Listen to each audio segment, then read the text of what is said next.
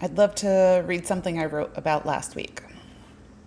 It's been an interesting week. Actually, it's been one of those weeks where I look back at the calendar and wonder how all this happened in 7 days. I'm planning my next adventure.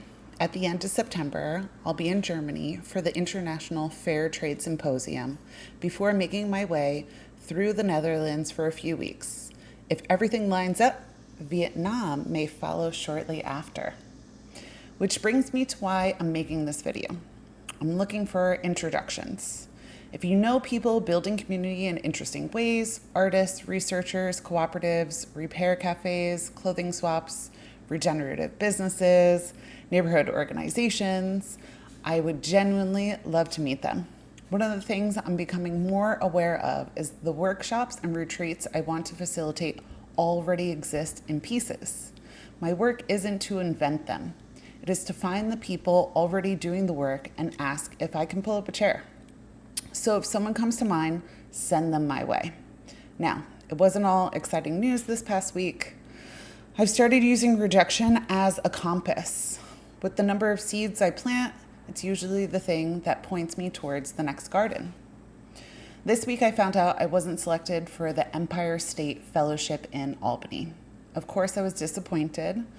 I thought I would enjoy the work, but after sitting with it for a day or two, I realized I wasn't actually disappointed for the reasons I first thought. I kept asking myself why I wanted it. Was it the work? Yes. But was it also stability, a salary, a way to pay down my student loans? Maybe even getting a little closer to buying land. That realization was useful because a few days later, another opportunity showed up, Vietnam. I've been quietly thinking about spending time in Asia next year while working on my dissertation. The opportunity is still early, but it involves a factory that organizes educational trips for students. Manufacturing, sustainability, education, cultural appreciation. It's almost comical how many circles of my Venn diagram it touched. I try not to treat everything as a sign from the universe, but I did laugh. One opportunity looked like security, the other looked like me. That seemed worth paying attention to. That same week, I had one of my friends from the leadership retreat over at the house that I'm at in the Catskills. By the time she left, I had a notebook full of names, organizations, and people I should meet. It's funny, I forgot we're still in New York. The Catskills can feel like another planet until you realize how much movement there is between here and the city. Artists, entrepreneurs, academics, organizers, healers. People seem to move back and forth without thinking much about it. And yes, the woo-woo is strong here. I say that lovingly. 1 minute you're talking about local government, and the next someone is explaining a dream they had that completely changed their life. I've stopped trying to separate those worlds. That conversation led to another one. Last night, actually, the New York City Fair Trade Coalition, i.e. moi, partnered with CORE, the Commission on Racial Equity. We had what I assumed would be a planning meeting last week around cooperatives. Instead, I was introduced to the concept of the solidarity economy. I've never heard that term before. I spent the afternoon reading about it and kept thinking, oh, that's the language I've been looking for. That rabbit hole sent me back to something I'd been sketching since the retreat. I've been trying to understand what the essential ingredients of community actually are. Not programming, not nonprofits, not funding, community itself. That's where the Community Campfire came from. At the retreat, we gathered around a living altar every day, and afterwards I kept thinking about campfires.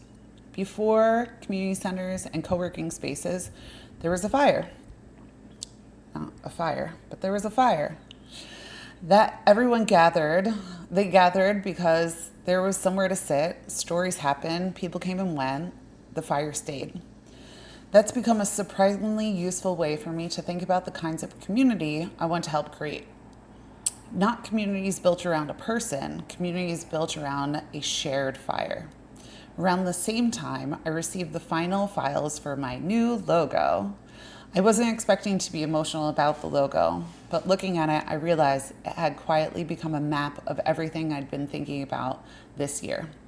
The Gemini twins. multiple perspectives, the scales, balance, the moon phases, cycles, the explore the unknown, not as a timeline, as a reminder.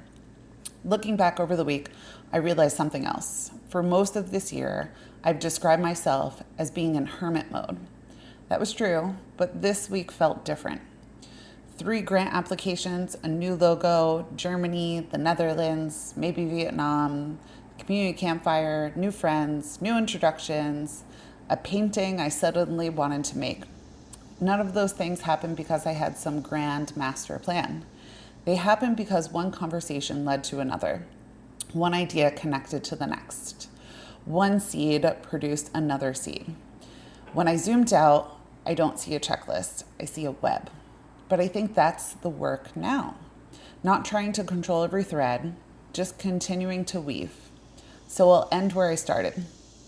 If you're in Germany, the Netherlands, Vietnam, or you know someone whose work you think I'd be fascinated by, I would genuinely love an introduction. I'm getting better at planting the seeds. Now I'm learning how to tend to the web. Thank you for listening, and I hope you have a great week.